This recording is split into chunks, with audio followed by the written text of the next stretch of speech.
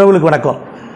நடிகர் விஜய், அதாவது நடிகர் விஜய்ன்றது போல் தற்குறி விஜய், ஏன்னா தற்குறிகளுக்குள்ள தலைவரை தற்குறி விஜய் தான் சொல்லணும். அந்த விஜய் இந்த 41 பேர் இறந்தாங்க பற்றியெல்லாம், அந்த குடும்பத்தை சார்ந்தவங்களை கிட்டத்தட்ட 32 நாளாக இந்த வரேன் அந்த நாளைக்கு வரேன்னு சொல்லிவிட்டு போகாமல், அதுக்கு முன்னாடி வரலைன்னு சொன்னால் காசு கொடுத்தாலும் வாங்க மாட்டான்னு சொல்லி அவங்க வங்கி கணக்கை வாங்கி வங்கியில் 20 லட்ச ரூபாய் அக்கௌண்ட்டில் போட்டு ஒருபாடு தலைவர் இந்த வருவார் அந்த வருவார்னு சொல்லிவிட்டு பாதுகாப்பு கேட்டிருக்காருன்னு சொல்லிட்டு வரல, நீங்கள் சென்னை கிளம்பி வந்துடுங்க, தலைவர் உங்களுக்கு ஆறுதலை கொடுப்பாரு, அந்த ஆறுதலையும் சேர்த்து வீட்டுக்கு வாங்கிட்டு வந்துடுங்க.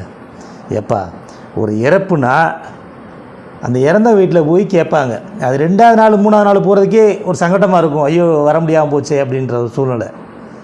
இல்லைன்னா இதை நீ ஒரு கும்பிட்டுக்கும் ஒரு மற்ற கூட்டத்துக்கு போய் இறந்துருந்தா கூட விஜய் வர்றதுக்கு சொல்லலாம். உன்னோட கூட்டத்துக்கு, அதிமுக கூட்டத்தில் போய் இறந்தாங்களா, பிஜேபி கூட்டத்தில் போய் இறந்தாங்களா, கம்யூனிஸ்ட் கூட்டத்தில் போய் இறந்தாங்களா, உன்னோட கூட்டத்துக்கு நீ வந்த கூட்டத்துக்கு இறந்து இவங்களை கொண்டு போய் நீ 32 நாளாக பார்க்குறதுக்கு, அதில் உனக்கு காசு கொடுத்தா எந்த இதில் விலை வாங்கிடலாம்ட்டு பார்த்தா காணொலி காட்சி மூலமாக பேசினாராம். இப்போ நேரடியாக இங்கே வர சொல்லி அழுதாரா. அது சில பேருக்கு எழுதி கொடுத்து பேசுகிறா, பார்த்தாவே தெரியுது. ஏன்னா அவங்களுக்கு இயல்பாக தெரியலை. ஏன்னா சில பேர் வங்கி காசு கொடுத்துட்டாங்க, உயிர் போயிடுச்சு, வர சொல்லியிருக்காங்க, திருப்பி போலேன்னா எதாவது பெருமோ அப்படின்ட்டு அதில் ஒரு 5-6 குடும்பத்தை சமரசனம் பேசி தான் நேற்று கூட்டிகிட்டு போனோம்னா, அதில் ஒரு சகோதரி சங்கவி, அவங்கள கையெடுத்து கும்பிடணும் அந்த சகோதரியை.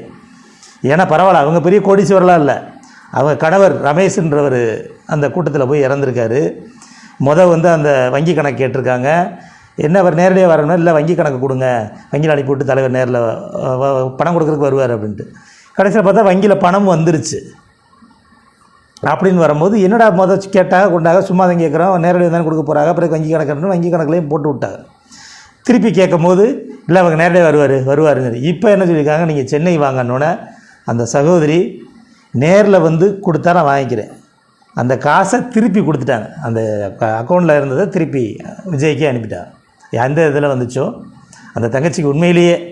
ஏன்னா நான் நேற்று ரொம்ப நினச்சேன், என்னடா அது இத்தனை பேர் இந்த பிள்ளைகளெல்லாம் இதை இறந்து அவன் கூப்பிட்றேன்றக்காண்டி அங்கே போய் இது எங்கேயுமே நடக்காது. அதை சத்தியம் டிவியிலோட தொலைக்காட்சியிலோட பார்த்தேன். என்னமோ உலகத்தில் முதல் முறையாக அப்படின்னு சொல்லுவாங்கல்ல, சன் டிவியில் ஒரு தொலைக்காட்சியில் படம்னா இந்திய தொலைக்காட்சியில் முதல் முறையாக அப்படின்னு சொல்கிற மாதிரி இதை உலக வரலாற்றில் முதல் முறையாக போட்டு என்னென்னா இறந்தவங்களை குடும்பங்களை வர சொல்லி ஆறுதல் கொடுக்கறது ஒன்று தான். ஆறுதல்ன்றது வார்த்தை மூலமாக, ஒரு கண்ணீர் மூலமாக, அது கையை கொடுத்து அதை பேசும்போது உணர்வுபூர்வமாக இருக்கும் போது அவங்களுக்கு ஒரு நான் இருக்கேன் அப்படின்னு சொல்லி, நீ இங்கே வர சொல்லி ஆறுதல் வாங்கிட்டு போங்கன்னு சொல்லி எங்கேயா கேள்விப்பட்டிருக்கீங்களா, எங்கேயா அதிலே படிச்சிருக்கீங்களா? யாராவது இறந்ததுக்கு வர சொல்லி அவர் ஆறுதல் கொடுத்து விட்டார். இது ஆறுதல்ன்றது என்னை பெட்டியில் வாங்கிட்டு திருப்பி வீட்டில் வச்சுக்கிறதா? கொஞ்சம் கூட இவன் பின்னாடி போய் நினைக்கும் போது இது அவர் விஜய் மேலே கோவம் வர கரட்டியும் விஜய்க்கு போய் தற்குறிகள் ரசிகராக இருக்காங்க வருங்க. அந்த ரசிகர் குடும்பத்தில் வேறு இன்றைக்கி இறந்து போனதுனால, இல்லைன்னா வேறு யாராவது வேறு இடத்துல சண்டை வச்சுன்னா இது நடக்கிறதே வேறு. செருப்பை கட்டியில் சட்டுன்னு அடிச்சிருப்பான் யாராவது ஒருத்தன். திடீர்னு ஒரு வண்டி விஜய் வாகனத்தை ஒரு 10-40 பேர்த்த விட்டு ஏற்றி கொண்டு விட்டாங்கன்னா விடுவாங்களா? விஜயை செருப்பை கட்டியில் அடிச்சிருப்பாங்க. கூட்டத்துக்கு வந்ததுனால, நீ இறந்ததுனால நீ சமாளித்து நீ போய் எங்கேயே இருந்து விட்டு இன்றைக்கி வரேன் நாளைக்கு வரேன்னு சொல்லி, இன்றைக்கி என்னமோ ஷூட்டிங்க்கு வர மாதிரி சும்மா அப்படியே தாடியெல்லாம் டை அடிக்காமல் சும்மா அப்படியே இறக்கமாக காட்டுற மாதிரி அதில் எப்படி அழுதாரு, என்ன பேசுகிறாரு, நீ யாராவது காலில் விழுந்தீங்க எங்களுக்கு எப்படி தெரியும்? நீ சிபிஐக்கு போயிடுச்சு, நீங்கள் வாட்டுக்கு ஏதாச்சும் சொல்லிடாதீங்க அப்படின்னு சொல்லி கூட கதறி கூட அழுதிருப்பில. நீ ஏதாச்சும் ஊடகங்களை வெளியே வந்தால் தானே எங்களுக்கு தெரியும் என்ன நடந்துச்சுன்றது. நீ அவங்கள எத்தனை இப்படி காலில் கையில் விழுந்து சம்பாதிக்கணும்னு யாருக்கும் தெரியும்? அந்த தங்கச்சி உண்மையிலேயே நான் ஒரு வேலுநாச்சியாராக தான் பார்க்குறேன். ஏன்னா இந்த இடத்துல ஒரு தைரியமான முடிவு வேலுநாச்சியாராக பார்க்குறேன். ஏன்னா தைரியத்தை பாராட்டலாம் நிச்சயமாக. ஏன்னா அவங்களுக்குன்றது 20 லட்சம்ன்றது இன்றைக்கி பெரிய காசு தான். ஆனால் அந்த சுயமரியாதைன்னு ஒன்று இருக்குல்ல. நீங்கள் சொல்லுங்கள், யாராவது ஒரு 50 லட்சம் 1 கோடி ரூபா கொடுத்தா உங்கள் பிள்ளைகள் யாராவது கொடுத்துச்சுன்னா கொடுத்துருவீங்களா? நீங்கள் கழுத்தை அறுத்து போட்டுற மாட்டியா? ஏன்டா யார் கூட காசு அப்படின்ட்டு. அப்போ நீங்களாம் கொள்கிற மாதிரி கொண்டு விட்டு இப்போ என்ன விஜய்க்கு இருக்க உயிர் மாதிரி தானே இந்த இறந்தவங்களுக்கு இருந்திருக்கும். அவங்களுக்கு 2 கை 2 கண் 2 கால் 1 மூக்கு 1 வாய் தானே இருந்திருக்கும். இல்லை விஜய்க்கு புதுசாக இருக்கா? நீங்கள் ஒரு 40-50 படத்தில் நடித்து நீங்கள் பெரிய ஒரு நடிகரானோடனே நீங்கள் உட்காந்துக்கிட்டு சந்து பொந்தில் வரமாட்டீங்களா? அப்போ நாளைக்கு ஓட்டு கேட்க வரும்போது வரமாட்டீங்களா? நீங்கள் எல்லோரும் பனையூர் கிளம்பி வந்து உங்கள் 234 தொகுதியை சார்ந்த ரசிகர்கள் வண்டி எடுத்து கூட்டிகிட்டு போய் நாங்கள் விஜய்க்கு தான் ஓட்டு போடுறோம், நீங்கள் வந்து அலையாதியே, எங்கள் வீடெல்லாம் சந்து பொந்தில் இருக்குது, நீங்கள் வர வேணாம், நாங்களே உங்களுக்கு ஓட்டு போட்டு உங்களை முதலமைச்சராக வைக்கிறோம் அப்படின்னு சொல்லுவாங்களா? இது என்னங்கடா அரசியல், மானங்கட்ட அரசியல். அவருக்கு முட்டு கொடுத்துட்டு அந்த கூட இருக்கியா, அதுக்கு 4 பேர் ஆதரவாக பேசுகிறீங்களாடா? ஒரு கொலைகார பையன் அவனுக்கு போய்கிட்டு எப்படி நீங்கள் பேசுகிறீங்க? அதை ஜீர்ணிக்கவே முடியலை. இதில் சில பேர் அந்த ஊடகங்களை சொல்கிறான், என்ன நீங்கள் என்ன பேசுகிறீங்க, அந்த 41 குடும்பமே ஒத்துக்கிருச்சு, இப்போ அந்த குடும்பம் ஒன்றும் ஒத்துக்கல. 100 பேர் ஒரு தப்பு பண்ணுறது, 100 பேர்த்தில் 99 பேர் தப்பு பண்ணுறாக்காண்டி ஒருத்தர் சொல்கிறது உண்மையெல்லாம் போகாது. என்னை கேட்டால் அந்த தங்கச்சி தான் உண்மையான தமிழச்சி. நிறைய பேர் இயல்மை வேறு வழி இல்லாமல் நீங்கள் எல்லாத்துலையும் எத்தனை பேர் கெஞ்சினியும் தெரியலை. அவங்க இறப்புன்றது இழந்திருக்காங்க, காசுக்காண்டி யாரையும் சாக விட மாட்டேன், இருந்தாலும் நீங்கள் எப்படி கதனியோ. ஆனால் எல்லாத்தையும் தாண்டி அந்த தங்கச்சி ஒரு சுயரூபத்தோட நீங்கள் அனுப்பி விட்ட காசை திருப்பி அனுப்பியிருக்கல. அதுக்கு உண்மையிலேயே நம்ம எல்லாருமே தமிழ்நாட்டு மக்கள் தலை வணங்கணும். ஏன்னா அப்படி ஒரு அது அந்த ஒரு பெரிய கோடீஸ்வரில் இருந்தால் பண்ணியிருந்த பரவாயில்ல, அவங்களும் இன்னும் நடுத்தரமான குடும்பம் தான். இவர் எங்கள் வீட்டுக்கு வந்து அவங்க என்ன சொல்கிறாங்க, காசுங்க நான் சொல்ல, எங்கள் வீட்டுக்கு வந்து அவர் கொடுத்து நேரடியாக ஆறுதல் சொல்லி கொடுக்கட்டும், அப்படி ஒன்று அப்படின்னா காசு கொடுத்தா இங்கே வருவீங்களா? இந்த படத்துக்கெல்லாம் உட்காந்துக்கிட்டு பேசுவாங்கல்ல, ஏப்பா உங்கள் வீட்டில் 2 பேரா, உங்கள் வீட்டில் 3 பேர், அவருக்கு அக்கௌண்ட்டில் போட்டாச்சா, உங்கள் அக்கௌண்ட்டில் காசு வந்துருச்சா அப்படின்னா அப்போ என்ன அர்த்தம்? இதே மாதிரி அடுத்தடுத்த இதில் போவீங்க, 30-40 வயத்தை 100 பேர் காலி பண்ணுவீங்க, அவங்க தலைக்கு முதல் 20 லட்சம் கொடுத்தேன், இன்னும் 25 லட்சம் அப்படின்னா நாங்கள் வசூல் பண்ணி தரோம், 1 கோடி ரூபா தரோம், விஜய் உயிரை எடுத்துக்கிடுவாரா? விஜய் தற்கொலை பண்ணிக்கிடுவாரா அவர்? இப்போ என்ன விஜய்க்கும் உறுப்பு ஒன்று தானே எல்லாம்? இல்லை விஜய் சாக மாட்டாரா? சாக வராங்கிட்டு இருந்திருக்காரா இத்தனை வருஷத்துக்குன்றது? நினச்சி பார்த்தா ஒரு கேவலமாக இல்லையா?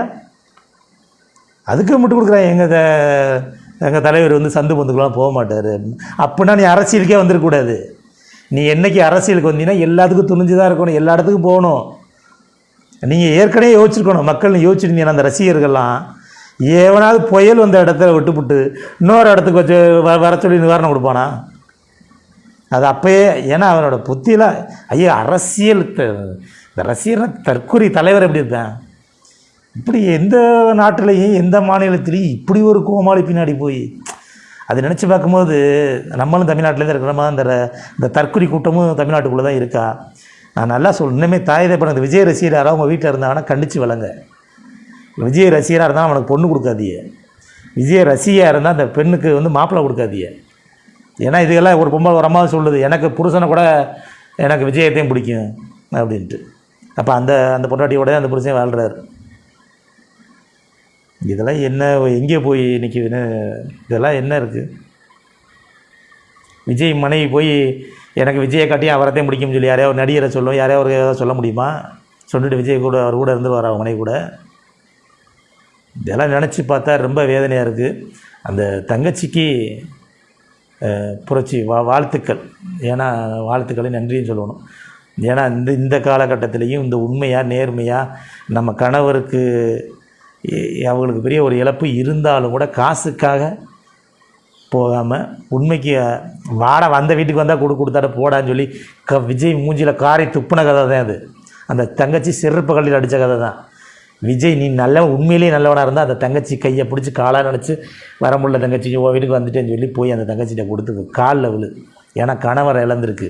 நீ அந்த கூட்டத்துக்கு வராமல் இருந்திருந்தால், அந்த கூட்டம் நடக்காமல் இருந்திருந்தீங்கன்னா ஒரு கணவர் இருந்திருப்பாங்க, அந்த 41 உயிருமே இருந்திருக்கும்.